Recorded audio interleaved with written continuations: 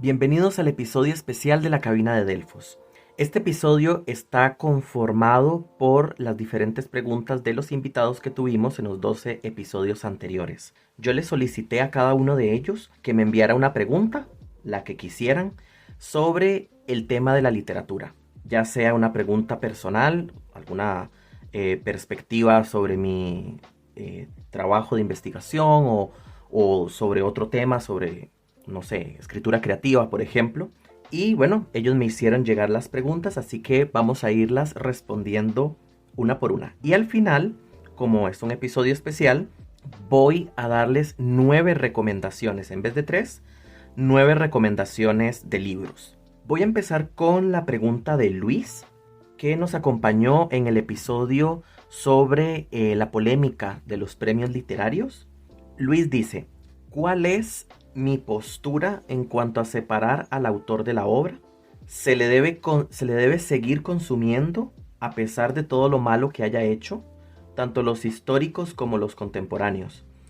¿Qué piensas o qué crees que sería lo adecuado de hacer? Bueno, y aquí menciona que esta pregunta a él se la envió una fan del podcast. Este es un tema que da para mucho debate, pero voy a resumir aquí mi postura. Desde mi punto de vista, lo ideal es separar el autor de la obra cuando lo que nos interesa realmente es leer la obra. Es decir, si no vamos a hacer un análisis biografista, si no vamos a hacer, no sé, una recopilación de autores que queramos recomendar o lo que sea, solamente nos queremos centrar en la obra, desde mi punto de vista, lo ideal es separar al autor de la obra. ¿Por qué? Porque la obra no tiene por qué pagar las consecuencias de los actos del autor, ¿verdad? Es decir, no tiene que ser juzgada por su autor. Obviamente ha habido casos en los que tal vez el autor ha hecho algo bastante negativo, ¿no? En Belén hubo un caso muy conocido que es el de Warren Ulloa. Él fue supuestamente acusado por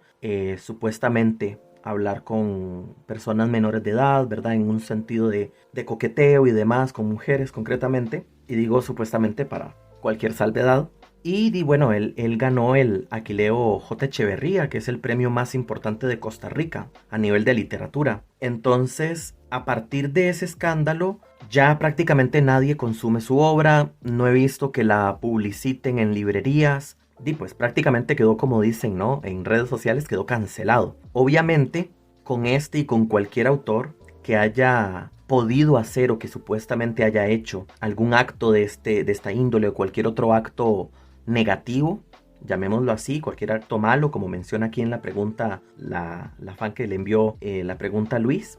Todos estos actos negativos obviamente son castigables y son rechazados. Es decir, al menos desde mi punto de vista, yo hablo por mí, yo jamás voy a avalar una conducta de este tipo, ni de cualquier otro tipo negativo, ¿verdad? Es decir, independientemente de quién sea el autor, si tiene o no fama, si es hombre o mujer, si ha ganado premios o no. O sea, definitivamente para mí la persona sí queda cancelada. Es decir, no me interesaría, por ejemplo, publicitar a la persona en sí, ni tampoco darle un espacio de entrevista, por ejemplo. Yo ahí no me involucraría con la persona en esos niveles. Ahora bien, en cuanto al texto, ¿qué pasa con el texto? Porque claro, digamos, por ejemplo, en el caso de los autores vivos, yo entiendo, obviamente, que si uno publicita el texto, indirectamente está publicitando al autor, porque pues el texto no se vale por sí mismo, en el sentido de que cuando se vende en las librerías, va a ir bajo el nombre de un autor. Entonces, aquí es donde el tema se pone complejo. Y yo lo resumo de la siguiente manera. Si a alguien realmente no le molesta leer el texto, solamente el texto, y no hacer publicidad del autor, y logra separar al autor y solamente quiere juzgar la obra como para ver si es buena literatura o mala literatura la que escribió o la que escribe, yo veo válido que la persona solamente se centre en el texto. Y por ende, que haga una lectura que meramente sea del texto, es decir, una lectura inmanente, que no involucre en ningún aspecto al autor. Eso por un lado. Entonces, no es, o sea, cualquier persona que diga, no, la verdad es que yo voy a leer X texto, aunque el autor haya sido polémico. Por ejemplo, El almuerzo desnudo de William Burroughs. William Burroughs tuvo una vida un poquito qué fuerte, llamémoslo así, ¿no? Donde se le acusó de agredir a la esposa, ¿verdad? Y de ser muy agresivo en general. Entonces, pues siguiendo la misma lógica, aunque pues él ya esté muerto, sus textos tampoco se deberían leer, deberían ser completamente eliminados. Y desde mi punto de vista, no debería ser así. ¿Por qué? Porque perfectamente podemos olvidarnos de William Burroughs y leer El almuerzo desnudo y leer los otros textos que él dejó, que sí son buena literatura. Es decir, el que haya hecho cosas deplorables no implica que escriba mal. El que haya hecho cosas deplorables no implica que su literatura no deba ser leída, porque son dos cosas al fin y al cabo diferentes. Una cosa es la vida del autor y otra cosa es ya su literatura. Obviamente van a estar vinculados por medio de la autoría, pero considero que si se enfatiza solamente en el texto, o sea, solamente se hace una lectura del texto, quien quiera leerlo, porque eso tampoco es algo obligado, es decir, esto es obviamente para quien quiera leerlo, no es una ley divina, una especie de ley así, sea inamovible, que todo mundo tenga que cumplir, ¿verdad? O una ley ahí moral, ¿no? Aquí ya aplica para quienes quieran realmente darle una oportunidad a la literatura, solo porque tal vez por curiosidad tienen curiosidad de ver cómo escribió la persona, cómo escribía la persona, para ver si realmente, no sé, si ganó premios, era merecedora de premios, por ejemplo, ¿verdad? Por una cuestión de estudio también, digamos, a la hora de hacer una investigación y de ahí, entre el tema que se está investigando, forma parte esta obra, digamos que sea un recopilatorio de textos sobre una temática en concreto, lo ideal para hacer una investigación completa sería también considerar estos textos, ¿verdad? Aunque los autores hayan tenido comportamientos deplorables. ¿Por qué? Porque ya no nos estaríamos centrando en el autor, nos estaríamos centrando en la obra. Ahora bien, también es igual de respetable aquellas personas que no quieran consumir de todo al autor, es decir, que digan, no, es que yo William Burroughs no lo quiero consumir porque va en contra de mis principios. O sea, para mí yo me estaría sintiendo traicionado o traicionada si yo leo esta clase de literatura porque va en contra de lo que yo pienso. También es válido decir yo no quiero leer eso. Para mí ese autor no existe. Aunque yo esté haciendo una investigación al respecto, no voy a incluirlo. También es válido. Es decir, las dos posturas son válidas. El asunto aquí es que uno de los bandos no juzgue al otro por hacer lo que no les parece, ¿ya? Es decir, yo creo que en ambos casos, en ambos bandos, se está de acuerdo que, o sea, el autor hizo actos cuestionables, actos malvados, llamémoslo así, actos malvados, actos en contra de alguna persona o lo que sea, que son de índole negativa y eso obviamente es súper condenable, ya, es decir, eso se condena. Pero ya en cuanto a la literatura, que es como, no sé, llamémoslo así como el hijo o la hija que quedan huérfanos, ¿verdad? Aunque los papás hayan sido, no sé, unos asesinos en serie, los hijos que quedan huérfanos no tienen como por qué pagar por los actos de sus padres. Entonces aquí es igual, la literatura no tiene por qué pagar por los actos de su creador o creadora. Entonces ya depende de cada quien si decide consumir esa literatura o si no decide consumirla. Entonces ese es mi punto de vista. Yo, por ejemplo, a mí me ha pasado, es curioso porque me ha pasado en sentido mixto. Hay autores que sencillamente ya desde antes no me llamaban la atención consumir y cuando se descubre que hicieron algo así súper macabro, menos me dan ganas de consumirlos, ¿verdad? Entonces no los consumo, así de simple. No tiene por qué caer ningún juicio de valor por esa decisión. Y también me ha pasado, como por ejemplo en el caso de William Burroughs, por mencionar alguno, que aunque su vida haya sido muy cuestionable y su comportamiento bastante denostable, pues sí he leído sus textos. Entonces, pero es por una cuestión literaria, no porque quiera yo. Es decir, para que se entienda, no es, si uno lee la literatura de estas personas que han hecho cosas deplorables, no significa que uno esté aprobando el comportamiento que tuvieron estas personas, porque una cosa no tiene que ver con la otra, porque si no, sería como muy lógico, significa que entonces cualquier libro que yo lea, significaría entonces que yo estoy aprobando el comportamiento de su respectivo autor o autora. La respuesta es no. Puede que uno no sepa ni nada de la vida del autor y uno lo que le interesa es el texto, ¿no? Justamente este tema salió en el taller que estoy dando actualmente de disección y análisis de textos. y llegué justamente a esta misma conclusión. Yo les hablaba a mis alumnos que lo ideal es seguir lo que uno realmente le nace hacer. Por ejemplo, que porque la gente dice, no, es que sí se deberían leer los textos porque son aparte, pero alguien dice, no, es que yo no quiero hacer eso porque siento que me estoy traicionando a mí mismo y a mi cuadro axiológico, o sea, cuadro de valores y mis creencias y demás, entonces ¿para qué lo va a hacer? No lo lea, no lea a nadie, descártelos. Esa perspectiva es totalmente válida, no tiene nadie por qué juzgarla. Como muchos que dicen, es que se lo están tomando personal y que no sé qué. Bueno, de ahí, cada uno se toma las cosas como quiere, al fin y al cabo, ¿no? Entonces no lo veo como algo malo que alguien diga, no, yo no quiero leer a William Burroughs, para seguir con el ejemplo, porque no me gusta, no me gustó su vida. Y la verdad es que yo no quiero leer autores con una vida problemática, ¿verdad? Y luego está lo de la otra postura, ¿verdad? Que si alguien dice, no, a mí el autor no me interesa, lo que hizo me parece deplorable, pero sí me interesa su obra porque estoy haciendo una investigación, porque me da curiosidad si realmente su estilo es bueno o lo que sea, o cualquier otro elemento, ¿no? También es totalmente válido, ¿verdad? Eso sí, es decir, hay que ser consecuente, o lo ideal es ser consecuente. ¿A qué me refiero con esto? De ahí, si se va a juzgar a uno, que se juzguen a todos, ¿verdad? Porque yo eso sí lo he notado. Muchas veces cuando se cancela un autor, solamente se cancela ese autor. O algunos autores como aledaños, ¿no? Como más actuales. Pero se siguen consumiendo los que ya murieron. Que tuvieron vidas un poquito problemáticas y tal vez macabras, ¿verdad? ¿Verdad? Por ejemplo, otra vez, digamos, el caso de Warren Ulloa, ¿verdad? Que es un ejemplo. En que supuestamente tuvo estas supuestas conversaciones y demás. Lo consecuente también sería entonces, porque claramente la persona que ya está en contra de esta postura es entonces ir en contra de otros escritores que han pensado igual, como por ejemplo Simone de Beauvoir, pienso yo. Y sería cancelar completamente a esta otra autora, ¿no? Sartre también, que han tenido comportamientos similares o formas de pensar similares que se les han atribuido.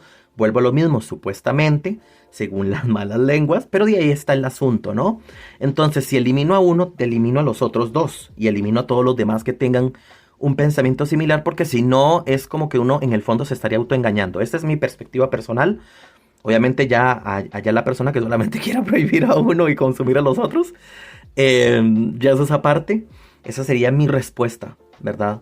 Entonces lo adecuado, aunque suene muy ambiguo, aquí para resumir la respuesta, lo adecuado sería seguir el criterio propio. O sea, armarse bien, no como hacer una especie de copycat, ¿verdad? El criterio de los demás, ay sí, mira, porque yo qué sé, mis amigos dicen esto, entonces yo voy a hacer esto para que no me juzguen, o porque si hago esto, entonces tal vez no voy a verme tan intelectual, o si hago esto, tal vez algo... No, ignoremos esas cochinadas que realmente no valen la pena el seguir lo que digan los demás en esos aspectos, sino hagamos realmente lo que nosotros queramos hacer, o sea, analicemos nosotros internamente el tema, cada uno personalmente, veamos ambas posturas y digamos, mira, sí, esta postura me gusta más el darle la oportunidad al texto y olvidarme del autor.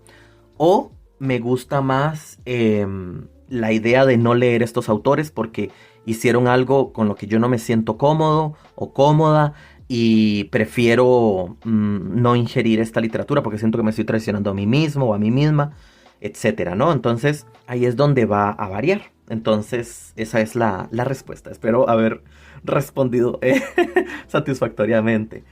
Muy bien, esa es la primera, la de esta seguidora del podcast, que Luis no me dejó el nombre, entonces no sé quién es, ¿verdad? Pero ahí sabrá la persona cuando escuche el podcast. Muchas gracias por pasar la pregunta, Luis. En serio, muchísimas gracias. Y también por pues, consumir el podcast, ¿verdad? Ahora vamos con la segunda pregunta, la cual la hizo Victoria, justamente la del último episodio, la del camino del ermitaño o la comunidad de la pluma. Y bueno, la pregunta de ella dice: ¿podría mencionar algunos modos de ver que hayan dejado huella en su pensamiento y narrativa? Bueno, en cuanto a pensamiento, justamente ahora que mencioné lo de separar el autor de la obra con esta primera pregunta, debido a mi formación académica, nosotros nos enseñan a separar el autor y la obra. Tras meditar toda esta todas estas enseñanzas, llamémoslas así, de la carrera, llego a la conclusión que desde mi punto de vista, a mí me gusta separar al autor de la obra, independientemente de si el autor hizo algo bueno o algo malo.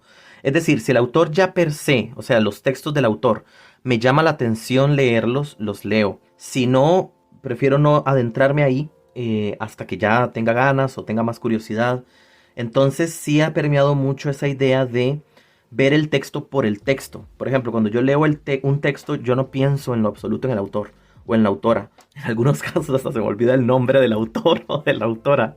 Entonces, ¿verdad? Porque no me interesan. Es decir, no, como hacer como una referencia o estar diciendo, ay, yo leí este autor y lo que sea, ni me suma ni me resta. Entonces, ¿verdad? No es como que uno necesite andar como comprobando que hice X o Y lecturas. Entonces, lo que me interesa más es el texto y muchísimo más para la hora del análisis.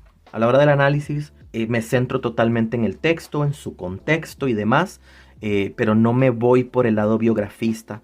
De hecho, el lado biografista no me gusta para nada. Lo veo como una especie de chisme barato, en el sentido de, no todo el biografismo, porque ahora voy a aclarar una cosa, pero el biografismo como prototípicamente se conoce que es vincular el texto obligatoriamente con la vida del autor. Eso me parece como un chisme barato, porque más si el autor está muerto, son cosas que pues nadie va a poder comprobar. Entonces, ya ahí no, para mí no calza. O sea, porque es como inventarnos chismes de la persona de, ay, mira, seguro la persona mencionaba muchos asesinatos en su texto, entonces significa que este estaba reprimida. O sea, eso me parece absurdo, porque para algo existe la imaginación, ¿verdad? Y la creatividad. No tiene por qué arraigarse una cosa con la otra. No significa que porque la persona, no sé, solo tenga textos de asesinato o que ese sea un tema recurrente en su obra, ya significa que la persona sea un asesino frustrado, por ejemplo, ¿verdad? Es decir, nada que ver, ¿verdad? Es como hacer un psicoanálisis barato entre la obra y el autor, desde mi punto de vista. Ahora, la otra parte que sí me parece adecuada del biografismo, que es la única que me gusta, de hecho, es cuando al autor, que obviamente en ese caso estaría vivo, ¿verdad? No se va a contactar con una ouija. ¿Se imaginan qué fuerte?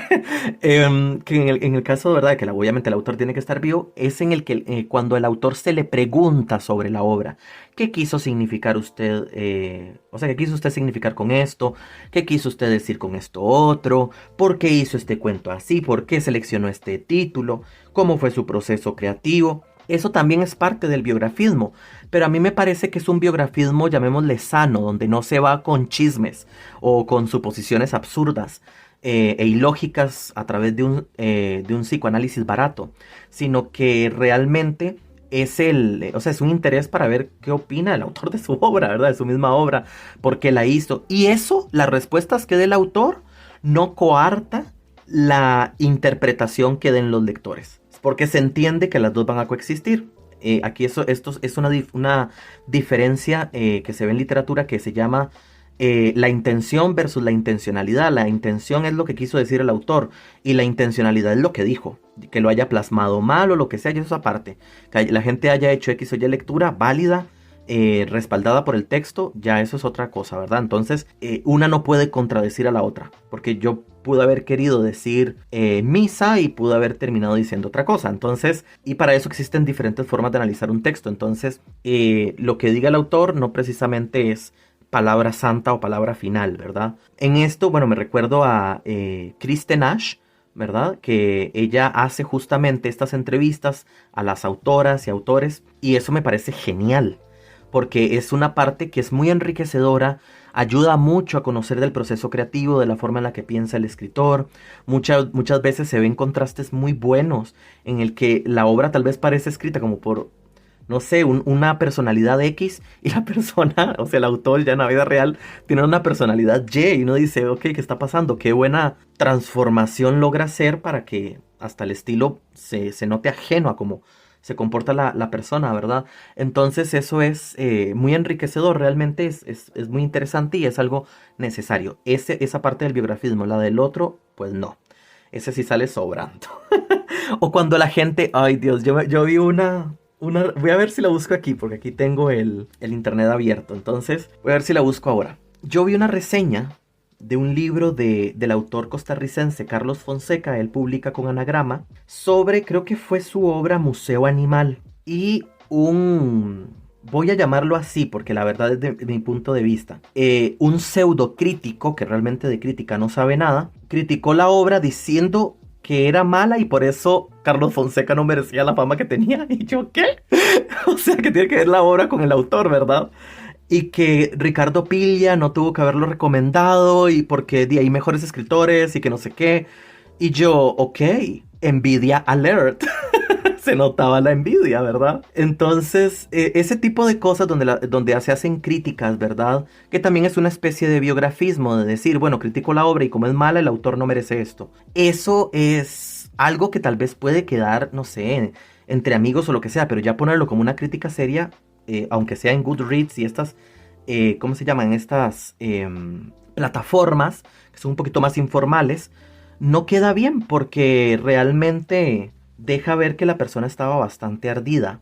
Voy a buscar aquí el nombre del crítico para que ustedes si quieren la buscan y la lean completamente en Goodreads, la reseña, independientemente que hayan leído el texto o no. Otra cosa, o sea, no implica que, o sea, si a la persona no le gustó el libro, perfectamente puede decir, no me gustó el libro por esto y esto y esto. Pero ya meterse por el lado personal yo lo veo muy, muy bajo, la verdad. No es algo que un crítico de verdad haría, mucho menos en una plataforma pública. ¿Verdad? Siempre si se le quiere tirar, no sé, se le tira a la edición, a la editorial o lo que sea, pero nunca al autor porque queda que el daño interno de la persona muy al descubierto. Entonces voy a buscarla aquí, ya vuelvo, voy a hacer una pausa de la grabación. Listo, estoy de vuelta. Esta en edición realmente yo creo que no es ni un segundo, pero bueno. Sí, la reseña está, o sea, la persona le dio una estrella y el pseudo crítico se llama Frank Privet y hace una reseña, entre comillas, ¿verdad? O sea, suelta todo el veneno más bien en esta comentario, llamémoslo así, ¿verdad? En esta plataforma de Goodreads. Ustedes solamente ponen Goodreads y en el buscador ponen Museo Animal de Carlos Fonseca. Y le sale, normalmente es la primera que sale. Y ahí pueden leer y ven que él hasta le tira a Ricardo Piglia, le dice como que, o sea, como que basándose en quien lo guió o algo así. Ya no recuerdo bien lo que dice así literalmente, pero como que hasta le tiró a Ricardo Piglia. Y uno es como, what the fuck, ¿verdad? O sea, nada que ver. Porque, ojo, o sea, yo no voy a decir que si un texto es malo, uno no se va a expresar mal del texto, obviamente que sí. Pero, por ejemplo, yo veo otras reseñas que también le dan una estrella, digamos, de esta muchacha, bueno, señora, ya vi que era una señora, que se pone como Val y dice, bueno, está en inglés, dice como que le tomó una semana leer hasta la página 7 y que ha leído otros 4 libros en el mismo tiempo y que piensa que es, vamos a ver, que ella no puede con este libro sencillamente, que se le hace muy pesado, so sorry. Y listo, pero aunque obviamente eso no es una reseña formal, es sencillamente una opinión, ella lo está haciendo sin referirse a la vida de él, o sea, no está diciendo como, ay, no tuvo que haber publicado en no sé dónde, o sea, no se ponen esas payasadas, ¿no? Entonces, otro dice, not my cup of tea, ¿verdad? O sea, como no es lo mío. Otro dice, difícil de seguir la historia, todo está sobre el camino para mí, no podría terminarlo, de hecho no podría terminarlo. Y ahí van otros diciendo que no les gustó, lo que sea. Pero aquí no es que la gente le exprese o no si le gusta o no el texto. Lo ideal es que lo exprese, pero que lo exprese por las razones adecuadas y de la forma adecuada. Es decir, estas personas dicen, no me gustó, listo, ¿ya? No están siendo, por decirlo así, irrespetuosos, no le están tirando piedras a Carlos Fonseca. Pero en este caso, este Frank Privet sí está siendo ya muy cizañoso, muy incisivo con la vida del autor cuando en realidad no aplica. Y eso en lo personal se me hace como de las cosas más bajas en la crítica, por eso es que digo que es pseudo crítico, porque no, claramente no lo es. Pero bueno, porque igual, o sea, se pudo haber, si quería, no sé si tenía tanto odio, ¿verdad? Podía expresarlo criticando el texto. Solamente criticando el texto. Él en unas partes critica el texto y por ahí uno dice, ok, pero ya después ya la echa a perder, donde ya empieza a meter la vida del autor. Pero bueno, como sea. Entonces, esa es una de las cosas que a mí me ha permeado. La forma de criticar, por ejemplo, que si yo critico un texto, yo me voy a centrar en el texto, ¿verdad? Y si la edición está un poquito furries, yo voy a decir, bueno, la editorial tuvo la culpa. O porque no se contrató un filólogo, o lo que sea.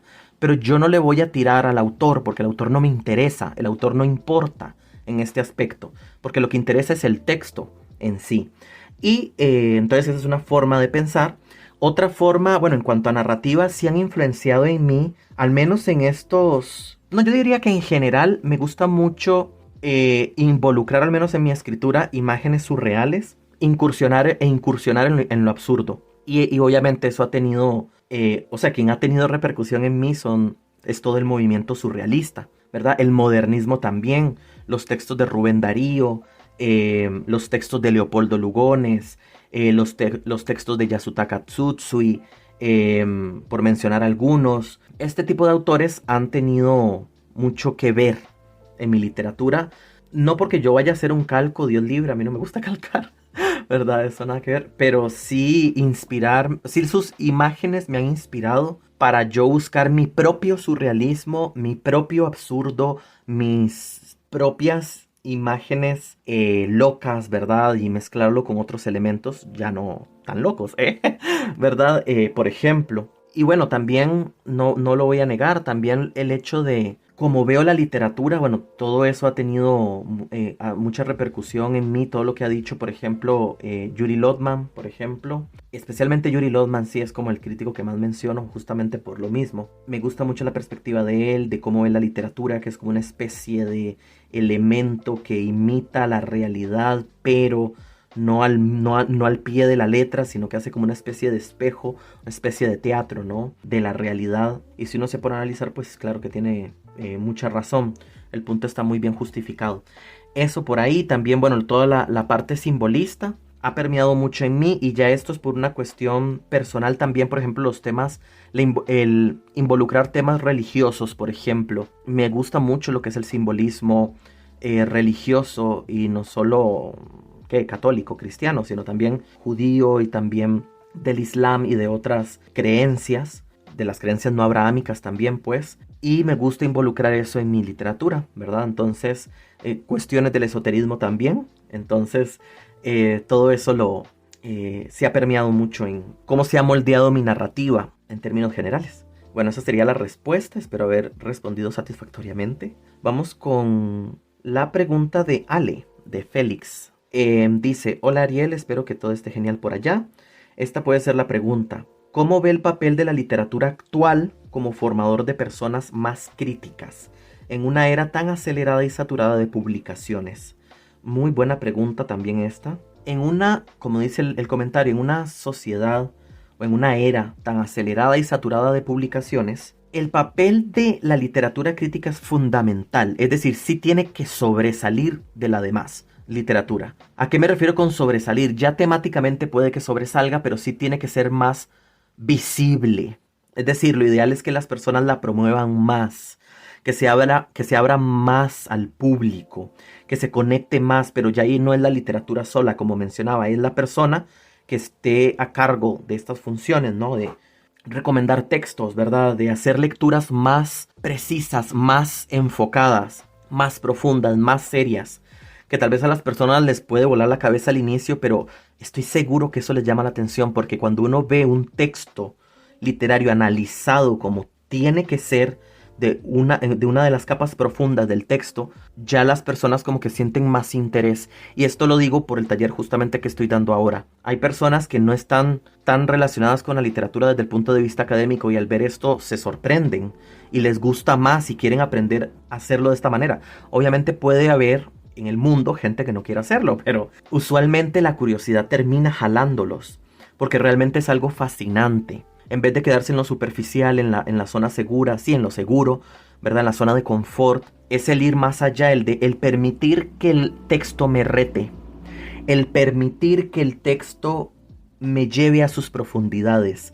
Entonces, el papel de la literatura como formador de personas críticas es fundamental, pero para eso hay que promoverla, porque esa literatura no va a llegar sola por obra y gracia del Espíritu Santo, ¿verdad? Es decir, puede que por cuestiones del destino, ciertas personas se encuentren con estos textos, ¿eh? Pero otros van a ser absorbidos por los textos masivos, ¿verdad? Los textos que se producen en masa. Llamémosle los Juegos del Hambre, llamémosle, yo qué sé, 50 sombras de Grey, Twilight, toda esta serie de libros, ¿verdad? Entonces, eso sí hay que tenerlo en consideración. Es bastante importante justamente promover la literatura para que el papel fundamental que tiene logre calar. El asunto también está de, bueno, esto ya lo decía Irene Vallejo, ¿verdad? Que estamos en una sociedad en la que todo lo quiere más rápido y todo lo quiere ya. Entonces, hay que tratar de hacer como anzuelos con esta buena literatura para que las personas ya no lo quieran tan rápido, sino que quieran el libro como esas personas que no quieren que se termine la serie o se termine la película porque ya quieren seguir con eso. Bueno, hay que transformar la enseñanza de esa manera, de hacerlos que quieran ver más. Eso es fundamental. Se quita lo saturado de publicaciones resaltando más estas, con todo el esfuerzo que cada uno tenga. Incluso uno mismo puede recomendarlo, o sea, sí, sin necesidad de hacer grandes análisis. Uno puede recomendar, cuando uno le piden recomendaciones de textos, recomendar textos de esta índole, en vez de textos tal vez más fáciles. Y también el enfatizar, el ver por aquí, ¿no? Cómo se puede ver esto más profundo, este tipo de cosas, ¿no? Eso sería prácticamente. Espero haber respondido bien, porque sí es una pregunta muy, muy importante, realmente, porque sí, la literatura a la hora de formar personas más críticas es fundamental, porque es donde realmente hay que diferenciar dónde está la buena literatura y la mala literatura, ¿verdad? Como hablamos en el capítulo de la alta y la baja literatura. Es justamente seguir esos parámetros. No es algo clasista, es algo para rescatar lo bueno, ¿verdad? Dentro de la cueva, como este tópico del oro dentro de la cueva, puede haber muchas piedras, pero dentro de ese montón de piedras, que sería todo ese montón de publicaciones, van a haber pedacitos de oro. Entonces hay que procurar ir por los pedacitos de oro y no tentarse por una piedrecilla ahí que medio brilla y que uno tiene una forma rara, ¿verdad? Entonces, que en realidad termina siendo igual que las demás piedras grises, pero bueno. Eso sería. Ahora vamos con la siguiente pregunta, que es de Chris Tenash. Y Chris dice, ¿cuál es tu mejor momento como escritor? Ok, esa pregunta, la verdad es que sí me tuvo pensando mucho, ¿eh? Porque uno puede decir muchos momentos, ¿no? Por ejemplo, la publicación del libro. Porque también mi mejor momento como escritor, yo no tengo... O sea, yo no soy un escritor que sea muy viejo o algo así por el estilo. Solamente llevo 2 libros publicados y varias publicaciones sueltas, entonces en diferentes antologías y revistas internacionales y nacionales. Entonces soy relativamente un escritor, y pues muy joven aún. Entonces no puedo decir como este es mi mejor momento como escritor, porque para eso tendría que llegar al fin de mis días, ¿eh? Después de hacer ya toda mi carrera literaria y decir, bueno, mi mejor momento como escritor es este. Pero voy a transformar la pregunta a cuál es el mejor momento como escritor que yo he sentido, que he visto, de lo que llevo, ¿ok? Y definitivamente aprecio todo lo que Dios me ha dado, ¿verdad?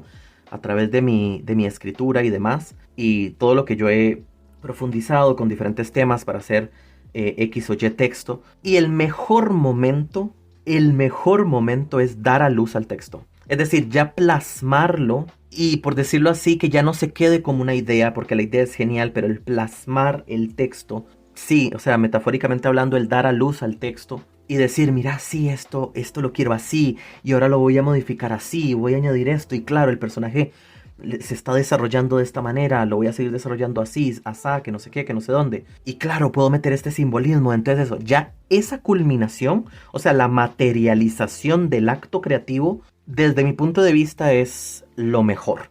Porque sin eso no hay nada más.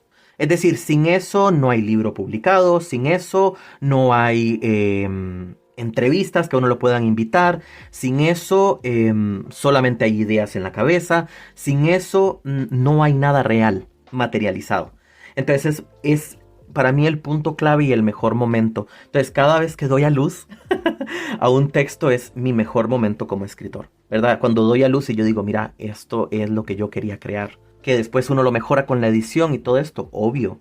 pero sin ese primer momento no hay nada más. Simplemente no hay nada más. Luego vamos con, con Maxi, la pregunta de Maxi. Él envió un comentario largo, entonces lo voy a leer. Dice: Ariel, querido amigo, hace ya poco más de un año, si mi memoria no tiene hoy tantos agujeros de guión, nos unió una experiencia que en su tiempo, si me hubieran preguntado si sabía a qué sabían las quejas, probablemente, casi sin dudar, hubiera dicho que ese. Claro, pero ahí también descubrí un amigo, un colega y alguien con el cual charlar animadamente de tantos temas diversos y risas mediante.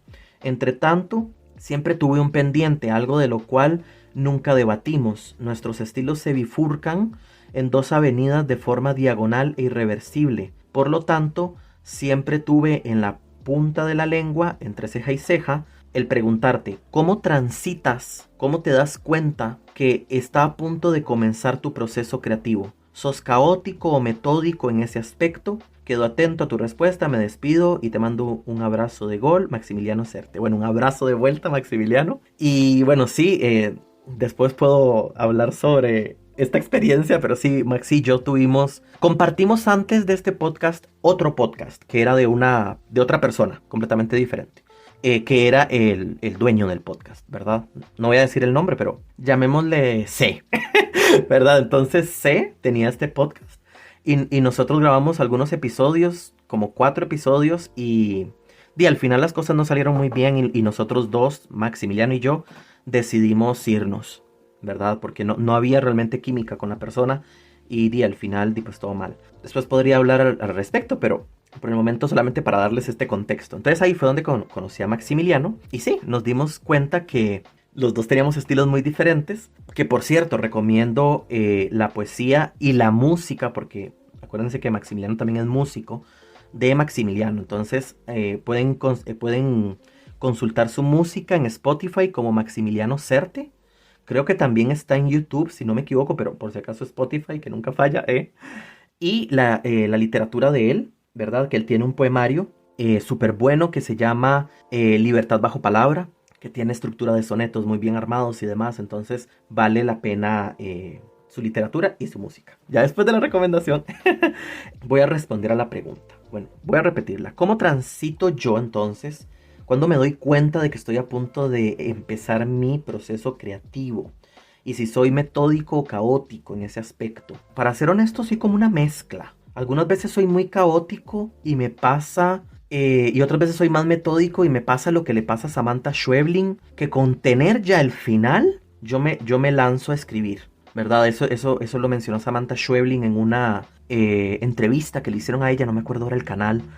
Da siempre gusto escuchar a Samantha Schweblin, ella es genial. Y ella mencionaba justamente esto, que ella con tener el final ya podía lanzarse a hacer el texto y decía, bueno, ahí lo voy llevando. Yo algunas veces soy así y otras veces sí soy más metódico, soy de hacerme en mi cabeza todas las partes del plot.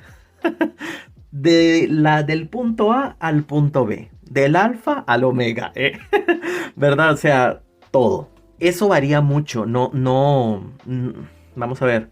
Muchas veces digo, ok, quiero hacer un texto sobre esto, sobre X tema, con X temática, lo que sea. Y entonces ya me centro y digo, ok, lo podría hacer así, lo podría hacer así, no sé qué, que no sé dónde. Y en otras ocasiones sencillamente llega la idea completa. Entonces yo digo, ok, listo, apurémonos a escribir, tal.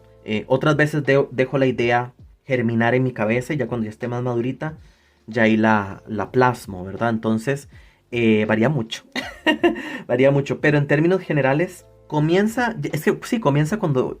Suena gracioso esto, pero comienza cuando yo quiero que comience, que yo diga, bueno, voy a hacer un texto sobre esto. Entonces me pongo, ¿verdad?, a cavilar sobre todos los aspectos, o bien de manera espontánea. Algo detonó en mí, mi imaginación, mi creatividad y ya me está dando todo el plot. Entonces, de las dos formas, soy una mezcla. Luego, vamos a ver, vamos con la pregunta de Nemo, del Capitán Nemo, que dice, como escritor, ¿cómo enfrentas la hoja en blanco? Es una muy buena pregunta. Y bueno, yo la enfrento usualmente con música. Me pongo a escuchar música o me pongo incluso a leer otras cosas. Me pongo a editar mis propios textos. Me pongo a sí, como a ver una película, una cosita así, como hacer otra cosa que no tenga nada que ver con escribir concretamente. Lo más relacionado es editar textos, pero ni así, ¿verdad? Y eso me desbloquea. Eso me desbloquea, especialmente ponerme a editar mis otros textos, leerme a mí mismo y decir, bueno, esto lo podría mejorar así, así, así. Y después yo digo, mira, ahora sí ya voy a escribir este texto que no me dejaba fluir. Entonces ya puedo fluir. Entonces sí, esas son como mis formas de enfrentar la hoja en blanco. Vamos a ver, luego dice la pregunta de AXA. Últimamente he pensado mucho en la naturaleza de los ensayos literarios. No ensayos sobre literatura, sino que me refiero a esas cosas raras que a veces es difícil de encajar en algún género. Así que simplemente se han clasificado con la etiqueta de ensayo. De esta forma, ¿tú qué piensas sobre esos escritos? ¿Hasta qué punto existen en efecto como un género literario o son otra cosa? Porque a veces pueden ser bastante narrativos o rozar rasgos de las crónicas, pero no terminan de adecuarse a lo que formalmente son esos textos. ¿Consideras al ensayo como un experimento del pensamiento en forma escrita? ¿Qué rasgos crees que deba sí o sí tener un ensayo? Ok, es una muy buena pregunta. Es una muy buena pregunta. El ensayo siempre ha sido el género más problemático para las personas. Hay mucha gente que dice, ay, no sé, esto suena a ensayo. Y ojalá es como un artículo científico, no, ahora sí, es un artículo literario, ¿verdad? El ensayo, desde mi punto de vista, estos ensayos que AXA menciona, yo sí los clasificaría como ensayos. Solamente que hay que tener en cuenta que son ensayos que tal vez tengan un grado de hibridación. ¿A qué me refiero con eso? Yo justamente acabo de terminar de revisar una tesis de una señora de aquí de Costa Rica que se llama Eugenia Cruce, excelente persona y escribe muy bien. Y ella hizo, para el trabajo final tenía que hacer como una especie de ensayo que tuviera parte de los textos. Entonces, ya desde ahí, en la que se está promoviendo, ella está llevando la maestría en escritura creativa de Barcelona, ya desde ahí, desde que se está promoviendo esta idea, es como, ok, vamos a hibridar el género, ¿verdad? O sea, ya se está hibridando el género, entonces se está hibridando con justamente otros géneros, ya sea la crónica, como menciona AXA, o ya sea, yo qué sé, alguna otra cosa, que incluso yo he visto ensayos en los que se mezclan con ilustraciones, ¿verdad? Que los tratan de hacer, entre comillas, más didácticos. Entonces ya ahí vamos viendo una hibridación. Entonces sigue siendo un ensayo porque parte del ensayo tiene las características esenciales del ensayo, pero tiene un añadido. Y ese añadido es el que ya hace que, digámosle, entre comillas, se modernice o se actualice más el género, ¿verdad? Porque se trata de mezclar con lo otro. Entonces yo sí los consideraría como ensayos porque parten desde ahí. Podríamos decir es un ensayo de tipo tal o un ensayo con influencias de tal, ¿verdad? Yo he visto ensayos genealógicos, hacen todo un árbol genealógico ahí y es un ensayo, sigue siendo un ensayo. He visto, como en esta tesis que les mencioné, que es un ensayo más que nada mezclado con la crónica. Entonces eso hay que tomarlo en cuenta. También hay que diferenciarlo del artículo literario, que aquí es donde está la principal característica. Hay que tener en cuenta que el ensayo también se basa en fuentes. Es decir, no es como que cualquier persona va a decir, ay, mira, yo voy a escribir sobre esto aunque no tenga nada de idea. Puede hacer un ensayo, pero obviamente puede incurrir en que tenga errores garrafales. Pero bueno, eso es otra cosa. La diferencia principal entre el artículo literario, que es otro género aparte, y el ensayo es que el artículo literario está muchísimo más estructurado. Es decir, si tiene ya una estructura muchísimo más fiel. Si tiene su abstract, es decir, como su resumen del inicio. Si tiene su forma de colocar el título. Si tiene la cantidad de palabras que pueden conformar el título. Creo que no pueden pasar de 12 según la revista. No puede tener más de 12 palabras el título en algunos casos, en otras permiten como 15, en otras pueden permitir hasta 20, en otras solo permiten 10. Eso varía mucho de la revista en la que se quiera publicar o la editorial o lo que sea. También, bueno, sí o sí tiene que llevar las referencias bibliográficas y las citas y tienen que aferrarse a un tipo de citación, ya sea APA, MLA o lo que sea. Entonces, tiene una estructura muy fija que tiene su introducción, tiene sus antecedentes, o sea, su estado de la cuestión, tiene todos estos aspectos hasta llegar a las conclusiones y eso es un artículo literario, un artículo científico. El ensayo no tiene una estructura fija, el ensayo es más personal. Por eso es que algunas veces parece más narrativo, otras veces incluso parece más poético. Un ejemplo es el ensayo que tiene Leopoldo Lugones en su texto Las Fuerzas Extrañas, que es un cuentario, pero al final tiene este ensayito y que va de la creación del mundo. Y entonces él empieza a filosofar con un montón de teorías y con un montón de metáforas y que el mono de plasma y que no sé qué, que no sé dónde. Eso es un ensayo que se tendió más a lo poético y concretamente a una estética más simbolista y modernista, ¿ya? Entonces eso es un ensayo y es válido, ¿ya? Entonces el ensayo es más libre, esa es la cualidad principal, es más libre. Sí se nota que es una perspectiva más personal del autor. El artículo se separa. El artículo pareciera como, de hecho uno usualmente lo escribe en tercera persona. Hay otros que lo escriben en primera persona singular, pero lo usual es escribirlo en tercera persona. O sea, revisaron tales textos y se concluyó tal cosa. Esa es la tercera persona, ¿verdad? Se usa mucho el impersonal también. Es algo que está más alejado. No hay un involucramiento sentimental, ni de pensamiento, ni de nada en el artículo literario. Se trata de hacer ver como que si fuera hasta robótico, ya como un ente ficticio. El ensayo no. El ensayo sí tiene un carácter más personal. Ahora bien, aunque sea de un carácter más personal, no significa que uno diga cualquier cosa, ¿verdad? Es decir, todo lo que se diga, esa es una de las características del ensayo, todo lo que se diga tiene que estar fundamentado. O sea, todo tiene que estar sustentado. Si no lo está, es una mera opinión. Y luego, obviamente, el ensayo va en torno a un tema y lo trata de tomar desde una perspectiva muy exhaustiva. Es decir, quiere sintetizar todo sobre un tema. El ensayo también tiene una cualidad didáctica. O sea, es querer enseñar sobre un tema específico, como vimos. Entonces, ese es otro elemento. Y también, bueno, el ensayo no suele sustituir, de hecho no sustituye, para decirlo ya como tiene que ser, a un análisis profundo de literatura. Por ejemplo, una investigación. No es lo mismo, no están al mismo nivel. Porque más bien justamente en análisis de textos nosotros analizamos ensayos, ¿verdad? Entonces es algo que, ok, sí, tiene que ver con un tema, trata de abarcarlo de forma exhaustiva o sintética, pero jamás va a estar a la altura de una investigación, por ejemplo, de una tesis, ¿verdad? Y como les mencioné, no tiene una estructura en específico, pero obviamente sí tiene las tres características básicas, es decir, tiene su inicio, ¿verdad? Donde se argumenta, se justifica el tema, por decirlo de alguna manera, o sea, o por qué se está haciendo el tema, luego el desarrollo del tema como tal y luego el final. Luego, vamos a ver, sí, yo creo que sería eso sería, bueno, no suele ser extremadamente extenso, es decir, es una obra breve, no es como que va a tener 200 páginas, una cosa así como una novela. O sea, no, normalmente tiene menos páginas, ¿verdad? Tiene menos páginas. Por eso hay autores que hacen libros de ensayos, porque ahí tienen varios ensayos, como cuando se hace un libro de cuentos, porque no llega a tener una extensión tan larga. Y como les mencioné, o sea, tiene este carácter didáctico, tiende a ser como una interpretación, una explicación personal de algún tema y se puede abordar desde todos los puntos de vista que se quieran, ¿verdad? De manera filosófica, de manera literaria, de manera simbólica, lo que sea. Ahora bien, hay que tener en cuenta esto. El ensayo, como tiende a ser, o la base es una opinión personal, por eso es que se considera género literario. No obstante, hay ciertos ensayos que tienen un carácter muy serio, como más científico, más como de artículo literario, se parece más. Y estos pueden ser difíciles de clasificar como ensayos porque tal vez se parecen más a los otros, ¿verdad?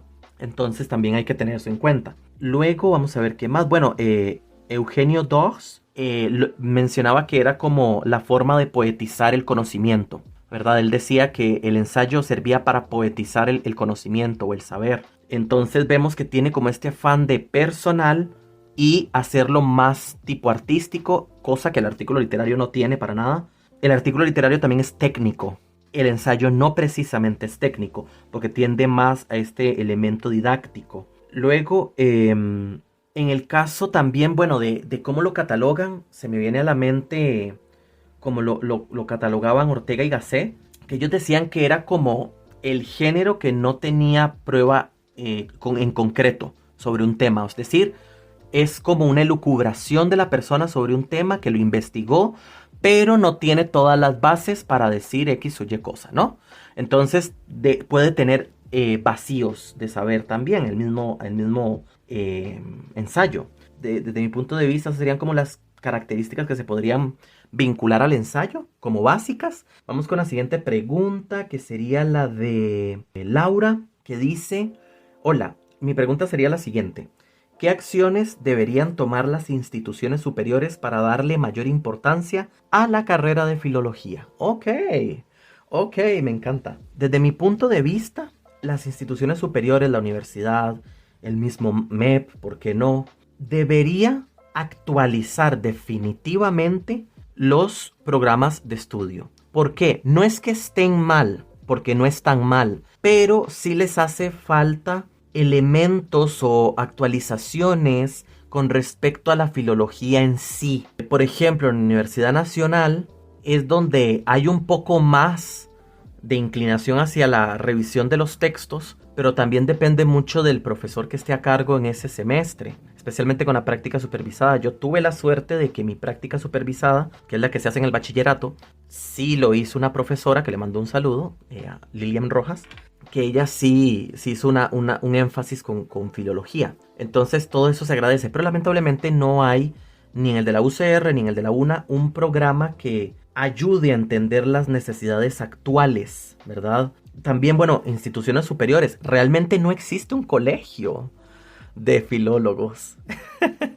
Porque muchos dicen, no, Colipro, pero Colipro realmente es el de los profesores, ¿verdad? El de los educadores. Entonces, realmente no es el de los filólogos. Ahí se han metido ciertos filólogos y muchas veces equivocadamente en ciertos trabajos piden que estén suscritos a Colipro, pero realmente no es necesario, porque ellos no regulan la filología. Entonces sí es necesario que las instituciones empiecen a regular lo que son los precios de filología, que obliguen, literalmente obliguen a los estudiantes cuando vayan a entregar una tesis a que esté revisada por un filólogo. Ya sea que la misma universidad les pague a los filólogos para, en el caso de que los estudiantes no puedan, o que se haga algo ahí, pero que realmente se esté fomentando ese trabajo. Está también la ACFIL, la Asociación Costarricense de Filólogos, que ahí a uno le dan como un carné y demás, pero realmente tampoco es la asociación que oficialmente se encarga de ello. Realmente no hay una organización que usted diga, mira, sí, es que tiene que estar, como por ejemplo en el caso de los abogados, ¿no? En el colegio de abogados, y que tal y no sé qué, o el colegio de médicos y que no sé dónde. No hay.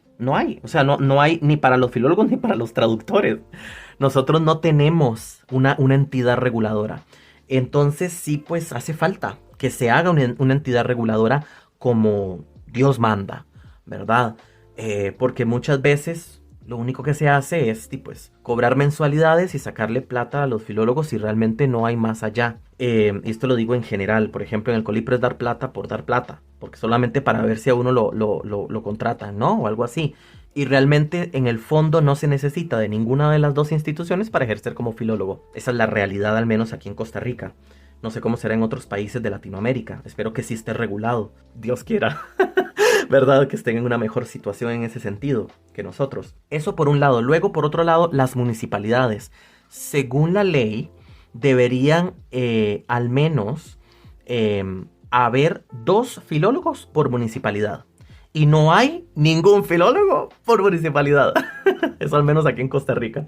¿Verdad? Esto nos lo comentó esa misma profesora, Lilian Rojas. Entonces, es algo que debe haber. O sea, si hubiese más campo para los filólogos, sería genial. Las librerías que inviten a filólogos a hablar del asunto, que las editoriales, del asunto me refiero de los libros y demás, porque aparte de filólogos también tienen conocimiento en literatura, obviamente, están ligados, al menos en las carreras están ligadas, no son carreras que estén una separada de otra. Eso sería genial, el apoyo de las librerías, el apoyo también de las editoriales, que envíe a la presentación del libro, que es lo que usualmente se hace en ciertas partes del mundo, al editor, al filólogo, incluso, ¿por qué no?, al ilustrador, a hablar sobre la obra. En el caso del ilustrador, del por qué creó la ilustración para la obra, en el caso de que corresponda. Si no, si es una ilustración, no sé, tomada por otros factores y no es creada especialmente para la obra, y pues no aplica. Pero en el caso de los otros dos, pues sí podrían hablar de la obra y más que bien. y sería un gran apoyo para tanto el escritor, para resaltar estos elementos que la gente suele dejar por fuera, y en general, ¿verdad? Para las personas que también lo ven, que ven la presentación o que quieren consumir el libro. Sería genial, o sea, es algo genial que los filólogos tengan aún más poder dentro de la institución editorial, porque lamentablemente no la tienen. ¿Verdad? Pero ¿qué se le va a hacer? ¿Verdad? Pero bueno, esperemos que eso suceda, pero sí, esas son para mí algunas acciones que podrían tomar estas instituciones. Ahora vamos con la pregunta de María y dice: buenos días, mi pregunta es, ¿para qué les sirve la filología y la lingüística en una época en la que se desprecian las carreras de letras y se prefieren las STEM? Que para los que no sepan, las carreras STEM son todas estas que se relacionan con las ciencias exactas y naturales, con administración, todas, ¿verdad? Prácticamente administración de, ¿cómo se llama esto? De producción, proveeduría, también está estadística, odontología, medicina, microbiología, enfermería, veterinaria, biomédica, ingeniería en computación, etcétera. Todas esas, o sea, ingenierías prácticamente. Es un tema fuerte, pero es necesario decir esto que voy a decir. Todas estas carreras, administración de producción, que dizque todas las ingenierías, que química, que medicina, que microbiología, si bien se basan, ¿verdad? También en la utilización de números, la mayoría de ellas, si no es que todas, jamás podrían comunicar sus resultados para que todo el mundo los entendiera. Porque en una empresa, pues los otros no precisamente, o sea, los que están en alto rango no van a entender lo que ellos hacen. Se los tienen que hacer llegar a través de informes. Entonces, para eso se tiene que saber escribir, o sea, se tiene que manejar las letras. Tienen que manejar las letras. Porque nos guste o no, aunque se quieran hacer ver como superiores todas estas carreras de ingeniería, sin la lengua, sin el idioma, no podrían hacer nada. O sea, muy bien, hacen sus estadísticas y demás, pero ¿cómo lo comunican? De una manera entendible hacia los demás. Cómo ellos incluso aprenden sobre sus propias carreras, si la única forma de hacerlo, porque estamos hablando de estudiantes que todavía no manejan los números, ¿no? Si la única manera de hacerlo es a través del lenguaje, sea este escrito u oral. Entonces vemos que en realidad la base para transmitir el conocimiento, independientemente de que sea una carrera de letras o una de STEM, es la lengua. Sin la lengua no hacemos nada. Independientemente del idioma que hablemos, independientemente de si es lengua de señas o no, hablo de la lengua en general, cualquiera de sus manifestaciones. Sin el lenguaje, ya hablemoslo así, la capacidad en sí, que es como se le llama el lenguaje. Sin el lenguaje no se hace nada. Muchas veces, sí, es cierto, se desprecian las carreras de letras, la mayoría de veces, y se prefieren las STEM, pero estas carreras, vuelvo y lo digo, no pueden hacer nada sin el lenguaje. Las carreras de letras son las únicas que son metalingüísticas, es decir, se usa la misma lengua para hablar de sí mismas. Las otras no pueden hacer eso. Las otras necesitan un factor externo. Por ejemplo, la química no puede hablar por sí misma, necesita que alguien utilice el lenguaje para poder explicarla, para poder transmitir ese conocimiento, porque si no, el conocimiento se estanca. Entonces, es importante hacer esta reflexión, porque realmente las carreras de letras son muy importantes. No solo porque la base es el lenguaje, sino porque también estudian el lenguaje, independientemente de qué lengua estemos hablando, o la región o lo que sea. Estudian el lenguaje y con eso se puede optimizar el resto de carreras. Eso por un lado. Por el otro lado, también puede, en el caso de la filología, puede pulir todos estos elementos para que se pueda comunicar mejor la información. Ya aquí ya no solo a nivel de literatura, sino también los filólogos revisan artículos científicos para que se entiendan sus explicaciones. Porque si no, dicharita, como decimos aquí, o sea, qué lástima. Tanta investigación para que al final no se entienda nada. ¿Verdad? O sea, al final se tiene que comunicar esa información a personas que lo más seguro no estén relacionadas con esas áreas. Y la única forma de hacerlo es a través del lenguaje, independientemente de la lengua que utilicemos. Entonces, es menester nuestro cuidar que las carreras de letras sigan con vida, porque perfectamente se podrían hacer muchas investigaciones que no tienen su cauce, no terminan desembocando como deberían ser, se pueden malinterpretar o de plano no se entienden. Por algo, estas personas, que eso no se dice, llevan comunicación oral y escrita para poder escribir artículos científicos, para poder escribir sus libros, para poder escribir sus investigaciones, para poder dar clases, para poder exponer lo que encontraron. Porque sí, y la comunicación oral y escrita es un área de letras, totalmente de letras, porque es el área de la comunicación. Entonces, y de hecho de la lingüística como tal, la comunicación es una rama de la lingüística. Entonces, vemos que sí sirve de mucho. Porque sin este entrenamiento que se les da, ellos no serían capaces, lo más seguro, de comunicar apropiadamente sus resultados. Y como sabemos, por más bonita que esté la investigación, si no se sabe, si no se entiende lo que dice, no vale para nada. ¿Verdad? Yo llevé biología y eso es algo en lo que nos hacía mucho énfasis. Justamente saber comunicar nuestros resultados para que no sea ambiguo, para que no se puedan traer abajo, ¿verdad? Entonces, eso es súper importante. Se ven como superiores porque va como con el capitalismo, ¿no? Y son las que generan más dinero y demás, pero sin una buena base de nada les sirve, ¿verdad? Entonces las letras en realidad sí tienen mucha incidencia en las STEM, porque el mismo enseñar estas carreras involucra la lengua. Eso por ahí. Y luego también por el lado más artístico de la literatura, bueno, es un conocimiento, es una expresión humana que no se puede explicar de una forma, llamémosle, más estática como las STEM. Como con este conocimiento de prueba y error. El pensamiento humano es muy complejo, más si estamos hablando del proceso artístico.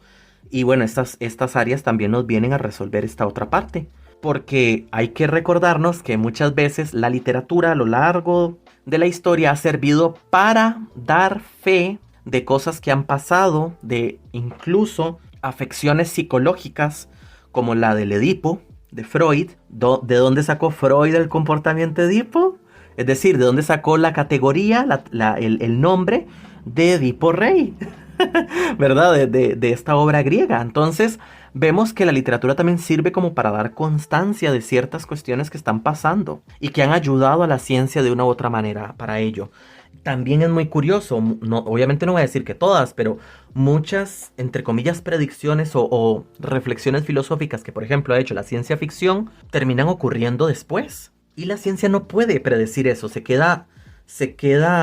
la ciencia exacta y natural me refiero, se queda muy en observar lo que hay. No se pone a pensar si será así o si será así. O sea, de una forma filosófica, realmente no lo hace. Para eso hay filosofía científica, pero igual tenemos la idea de que mete filosofía, ¿no? Entonces no es ciencia tal cual, pura y dura. Entonces también es bueno tener esa reflexión. Y luego, bueno, vamos con la última pregunta, que es la de Francisco, que dice así: ¿cómo vislumbras el futuro de las carreras de humanidades, concretamente de la filología y también incluyendo aquí las artes? Y también, bueno, verlas en un sentido de cómo es el futuro a nivel de cuestión laboral, a nivel de oportunidades, cómo veo el futuro de estas carreras, al menos aquí en Costa Rica. Es fuerte porque debo separarlas. En el caso de la lingüística, no lo voy a negar, la lingüística es la que lo tiene más fácil, así de fácil. La lingüística es la que lo tiene más fácil. ¿Por qué? Porque como ha salido la inteligencia artificial, se necesita hacer algo que se llama procesamiento del lenguaje natural. Y eso lo hace un lingüista. También tenemos la lingüística computacional. Entonces es un área que está muy apegada a la ¿cómo se llama? A la tecnología. Entonces es usar los mismos elementos que sintaxis, que esto, que filología, que lo otro. Fonología, no filología, fonología, pero aplicado a la inteligencia artificial. Entonces, viéndolo desde ese punto de vista, por supuesto que el mercado es muy grande. Yo llegué a trabajar en Amazon, en el departamento que justamente lleva como nombre Linguistic Services, o sea, servicios lingüísticos, y ahí lo que hacíamos era prácticamente hacer que Alexa entendiera mejor el lenguaje humano y que ella respondiera mejor. Hay ciertos parámetros que hacen muy difíciles ciertas cosas, que sea exactamente como un humano, pero ahí están, ¿verdad? Y uno trabajaba codo a codo con los ingenieros en el idioma o linguistic engineers, y se programaba Alexa y genial, ¿no? Por ejemplo, en mi caso, yo llegué a trabajar en el departamento de español de España, al mismo tiempo en el de español de España, el de español de Estados Unidos y el de español de México y también en el de Italia, italiano de Italia concretamente. Luego también llegué a trabajar en la parte de alemán. De hecho, hasta me ofrecieron ser parte de, ser encargado del departamento de alemán, pero yo me negué porque ya no representaba para mí, sí, sí un desarrollo profesional, pero monetariamente no. ¿Verdad? Entonces, de ahí yo no soy de la idea de trabajar gratis por algo que realmente tenía mucha responsabilidad. Entonces, pero bueno, antes de eso sí estuve trabajando con lo de alemán. También me tocó en algún momento ayudar con los datos de francés, etcétera. Y otros idiomas que uno va haciendo, ¿verdad? Por ejemplo, llegué a trabajar con hebreo, llegué a trabajar con ruso, llegué a trabajar con, ¿cómo se llama esto? Incluso con latín. Todo este tipo de lenguas. En mi caso, bueno, yo inventé un sistema para transcribir, por decirlo así, o traspasar el sistema fonológico del ruso, también el del turco y el del polaco al español, porque hay que hacer toda esa conversión para que Alexa pueda entender mejor las cosas, ¿verdad? Porque si no se le hace un desbarajuste y ya empieza a desvariar. Pero bueno, entonces yo llegué a trabajar en eso y es algo muy enriquecedor y muy genial. Y es como por la parte en la que uno puede decir, bueno, mira, por ahí es donde la lingüística podría salvarse, donde se está salvando de hecho. Eso por ahí. Luego, en el caso de la literatura, para ser honestos, donde puedo... Es que no sé si será tal vez por ahí, pero la literatura sí lo tiene un poquito más difícil, lo que es la filología y el arte en general. Ya todas las demás sí las voy a colocar en el mismo saco y voy a decir por qué. Porque se está tratando más bien de hacer con estas inteligencias artificiales, de sustituir a los profesores, ya no solo de literatura, sino de cualquier área, matemáticas y lo que sea. Está saliendo toda esta inteligencia artificial en el que te hace Midjourney, ¿no? Y todos estos programas, todos estos softwares que te hacen la ilustración a base de plagio, porque realmente la hace a base de plagio. La persona no tiene la culpa porque no sabe que está plagiando. Aunque si ya la persona sabe, pues, ¿verdad?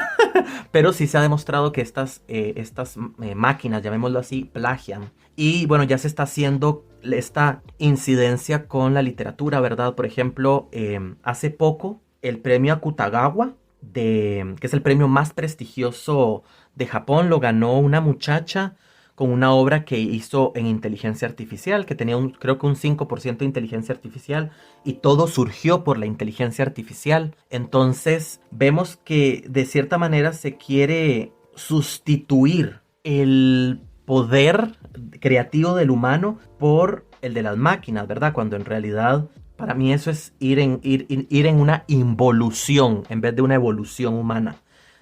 Está bien que sirvan como una herramienta para lo que sea, ¿no? Pero ya cuando se mete con el trabajo de la gente, pues obviamente, si las personas en su mayoría no llegan a desarrollar una conciencia de, mira, puedo perjudicar a a través de usar la inteligencia artificial, por ejemplo, en ilustraciones, lo más seguro es que muchos ilustradores y muchas otras personas que se dediquen a un arte más gráfico, pero computarizado, me refiero, digital, puedan perder trabajo. Incluso en el caso de los filólogos, si se inventan como estas ideas de no, pero es que ChatGPT ya me puede hacer toda la corrección o lo que sea, aunque no sea así, realmente no puede hacerlo, ¿verdad?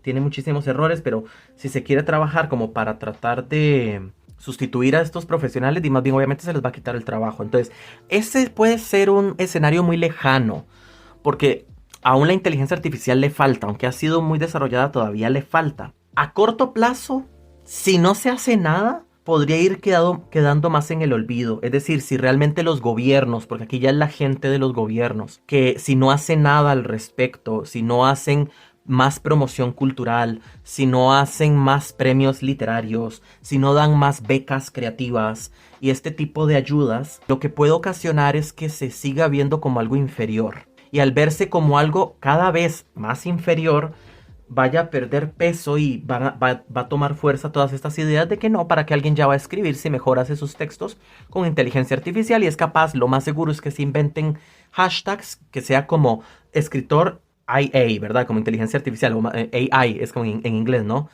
escritor de inteligencia artificial o algo así. Y entonces ya ahí sería bastante horrible el panorama, para ser honesto, ¿verdad? Porque la gente ahí ya le va a dar igual. Todo esto tiene que ver con que la gente no quiere ver la calidad del arte, no la aprecia como lo que es, se ha ido muy en declive. Y es una lástima, ¿verdad? Ojalá se lograra recuperar toda esta noción. Y bueno, para dar el dato completo, la ganadora de ese premio literario, del premio Akutagawa, que, bueno, esta autora se llama Rie Kudan, creo que se pronuncia así. Ella fue la que ganó este premio con un mínimo de 5% de la novela escrita en ChatGPT. Y de hecho ella mencionó en la entrevista que la idea de la novela nació con la inteligencia artificial, ¿verdad? Entonces, que ya un texto así, que usó inteligencia artificial y que se devele y que se diga, ganó esto, que ya, o sea, que use esto y ya gane un premio tan importante como es el Akutagawa, ya ahí sí puede ser preocupante, ¿verdad? Porque puede que se siga prefiriendo este tipo de creaciones a través de este elemento. La novela, por cierto, se llama La Torre de la Simpatía de Tokio, por si alguien la quiere buscar. Yo creo que no ha sido traducida aún, pero porque vuelvo a lo mismo, toda esta idea genera plagio, es que todo está basado en el plagio, entonces es muy difícil. Ahora bien, ese sería el final de las preguntas. Se hizo un episodio largo, pero creo que está muy lleno de temas bastante claves y que realmente competen a varias personas. Entonces espero que lo hayan disfrutado. Ahora voy a dar las 9 recomendaciones. El primer texto que voy a recomendar es de mis escritores favoritos y es Bakakai, de Witold Gombrowicz. Bakakai es un cuentario. Este es un escritor polaco que se nacionalizó como argentino y terminó sus días ahí en Argentina. Es un escritor excelente. Tiene un estilo muy absurdo, pero absurdo en el buen sentido. Y tiene elementos incluso que podrían rayar en el surrealismo, si se quiere. Luego, para aquellos que estudien literatura, y también para los que no estudien literatura y quieran echarle un ojillo, ¿verdad? A este texto, recomiendo La Poética del Espacio, de Bachelard. Este es un texto genial para conocer más a fondo a nivel simbólico y desde el punto de vista de la semiótica, el espacio, cómo se desarrolla el espacio en la literatura y en el arte en general, pero especialmente en la literatura. Entonces ahí vienen significados sobre, por ejemplo, la casa, que dice que el sótano, que dice que no sé qué. Entonces es de mucha ayuda. Luego, bueno, para los que les guste, ahora que estábamos hablando de literatura un poquito más explicativa, ¿verdad? Como los ensayos y también el caso de los artículos y los estudios y demás. Para aquellos que les guste todo lo relacionado con el infierno, con lo teológico y demás, les recomiendo Historia de los Infiernos de Georges Minois. Tiene un compendio muy bueno, va por cómo se ve el infierno desde diferentes culturas, desde diferentes aristas. Es realmente una obra muy buena. Ahora les voy a recomendar poesía y les voy a recomendar La Edad de Hierro de Victoria Marín Fallas. Ella, bueno, ustedes ya saben quién es Victoria Marín Fallas, ¿verdad? Nuestra última invitada, la invitada del episodio 12. Este poemario sencillamente es delicioso, es un poemario muy bueno en cuanto a frescura que se le da en el arte de Costa Rica, pues, o sea, en la poesía de Costa Rica es un refrescamiento. Se venían trabajando las mismas figuras que llegaba a ser un poquito ya, no aburrido, pero sí ya como, ok, ya cambien por favor. Y ella llegó con esta nueva propuesta, publicado en Medusa Editores, que es una muy buena editorial de México. Muchas personas de aquí han querido publicar en Medusa Editores y pues no han podido. Entonces habla muy bien de Victoria también y de los textos de ella, entonces los recomiendo totalmente. Y bueno, voy a recomendarles mis 2 libros. Voy a recomendarles el segundo libro que publiqué hace poco, que se llama Sangre Santa, que es un compendio de 13 cuentos que se enmarcan dentro del terror. Tienen todo este imaginario surreal, absurdo. Algunos textos tocan la estética grotesca, otros se van más como por una línea filosófica. Tiene mucha intertextualidad, entonces bueno, es un texto que también les recomiendo para darme publicidad. Y también, bueno, mi otro libro que se llama Hell's Got Talent y otros cuentos. Fue el primer libro que publiqué en Círculo y Punto Ediciones. Ese lo pueden conseguir en Amazon, tanto para Kindle como para... así como tanto en formato físico. Y el de Sangre Santa lo pueden conseguir en Buscalibre, que bueno, también en la página de la editorial, que es Siete Ediciones, y en Trotalibros, que es una librería en Chile que está por el metro de Santiago. Pero Buscalibre lo lleva a cualquier parte del país, del mundo. Entonces tiene esa ventaja y es muy cómodo. Con Buscalibre los paquetes llegan súper bien, llegan en el tiempo que tiene que ser y no tiene ningún problema con aduanas ni nada por el estilo. Entonces les recomiendo estos dos. En el caso de Hell's Got Talent también tiene 13 cuentos. Y en ese exploro aún más el cambio de estructura. Por ejemplo, el cuento principal, Hell's Got Talent, tiene que ver sobre un concurso que se lleva a cabo en el infierno de talentos, donde hay varios personajes que concursan y en medio tiene algunos comerciales, entonces tiene la estructura de un programa de televisión. Y bueno, ahí les dejo esas dos recomendaciones para también que conozcan mi literatura si gustan. Ok, el otro que les voy a recomendar es de literatura japonesa, se llama Sobre el dragón del abismo, de Izumi Kyoka. Lo mencioné en uno de los episodios anteriores, pero no lo recomendé. Y realmente es un texto que sí vale mucho la pena adquirir, especialmente la edición de Satori. Y bueno, todos los textos que vienen ahí, especialmente el que le da título al texto, que es Sobre el dragón del abismo, vale mucho, mucho, mucho la pena. Bueno, recomiendo un texto que en realidad la gente lo conoce mucho, pero para aquellos que no lo hayan aún leído, Frankenstein de Mary Shelley, para mí es un texto súper clave, es un texto de los clásicos que es muy accesible de cierta manera para prácticamente todo el público, entonces es una joya de texto. O sea, lo resumo así, es una joya de texto, realmente vale mucho la pena, ¿verdad?, leerlo. Bueno, les recomiendo como último, para aquellos que les guste el teatro, les guste más la literatura un poquito más vieja, El Diablo Cojuelo de Vélez de Guevara. Es un texto que a mí me gustó mucho, es una obra de teatro con una comedia bastante buena, entonces ahí se los dejo. Es un buen texto para consultar, literatura española, así que esas serían mis 9 recomendaciones especiales. No me queda más que decir que, bueno, muchas gracias a todos los que han escuchado el podcast y a todos los que lo vayan a escuchar. Igual todos los que vayan a escuchar este capítulo especial. Ya con esto doy por concluida oficialmente la primera temporada del podcast La Cabina de Delfos. Nos vemos después de vacaciones. Es decir, me va a tomar un tiempo de vacaciones, de tal vez 1 o 2 meses lo máximo. Yo esperaría que menos, puede ser que menos, para también dar chance de grabar otros episodios de la siguiente temporada y hacer algo incluso diferente, entonces, para traerles algo nuevo. Así que nos estaríamos viendo, nos estaríamos escuchando en la segunda temporada del podcast. Chao.